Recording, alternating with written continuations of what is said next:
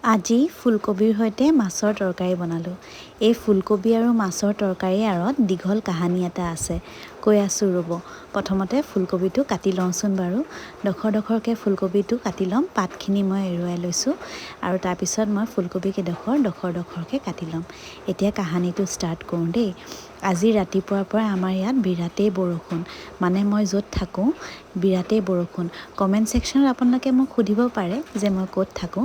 মই বাৰু কমেণ্টত ৰিপ্লাই কৰিম। এতিয়া ইয়াত কৈ নিদিওঁ, সেইটো ছাৰপ্ৰাইজ হয় দেই। আৰু এতিয়া কৈছোঁ কাহানীটো যে আজি ৰাতিপুৱাৰ পৰা আমাৰ জেগাকণত বৰষুণ দি আছিলে। উঠিয়ে ভাবিলোঁ যে যিহে ঠাণ্ডা পৰিছে, হাঁহৰ মাংসৰ লগত ভাতকেইটা খাম বুলি। কিন্তু তাৰপিছত বৰষুণটো দেখি ওলাই যাবলৈ মন নোযোৱাত মাছৰ তৰকাৰী বনোৱা হ'ল। আৰু মাছৰ তৰকাৰীখন বনোৱা এইটো কাৰণে হ'ল কাৰণ ঘপককৈ 12:30মান বজাত দুপৰীয়া আলহী অহাৰ কথা কৈ দিলে। ফ্ৰিজটো খুলি দেখিলোঁ যে যোৱাকালি মাছ আনি থোৱা আছিলে। ভাবিলোঁ ভাল বাচিলোঁ, কমচে কম আলহীৰ ওচৰত লাজটো পাব নালাগিব।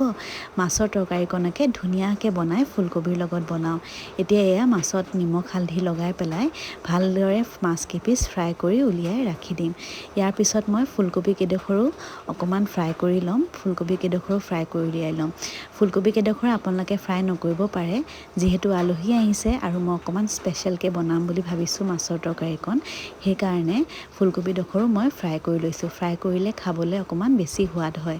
এতিয়া এইখিনিও উলিয়াই ৰাখি দিম আৰু এখন কেৰাহীত ইয়াতে মই তেল দিছোঁ আৰু তাৰপিছত ইয়াতে মই দি দিম যেতিয়া তেলখিনি গৰম হৈ আহিব।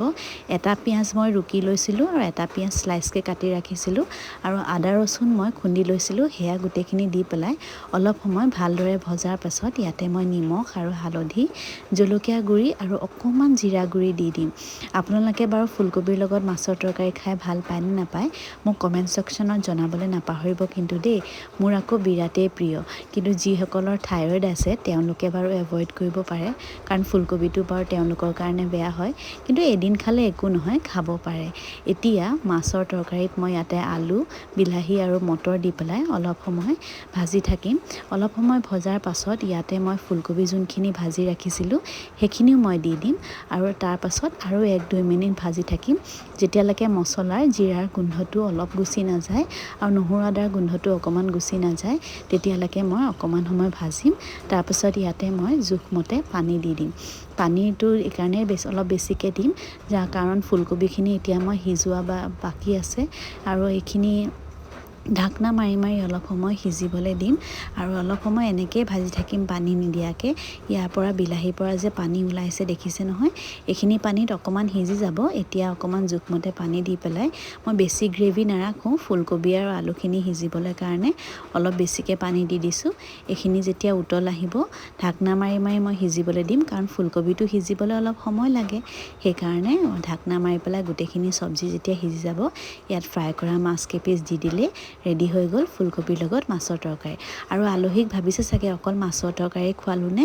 নহয়, আলহীক মাছৰ তৰকাৰীৰ লগতে ভাজি এখন বনাইছিলোঁ, বিনৰ ভাজি আৰু মাছৰ ফ্ৰাই, চালাড আৰু এখন মিক্স ভেজ আৰু এখন বনাইছিলোঁ। সেয়া দিয়ে আলহীক আজি বিদায় দিলোঁ। ৰেচিপিটো যদি ভাল লাগিছে তেনেহ'লে লাইক, শ্বেয়াৰ আৰু ছাবস্ক্ৰাইব কৰিবলৈ নাপাহৰিব দেই। ওচৰৰ পৰা অকণমান ভিডিঅ'টো কৰি দেখুৱাই দিছোঁ। কালাৰটো চাওকচোন, ইমান ধুনীয়া লাগিছে। যদি ৰেচিপিটো ভাল লাগিছে তেনেহ'লে কমেণ্ট কৰিব। আজিলৈ আহিছোঁ দিয়ক, বাই।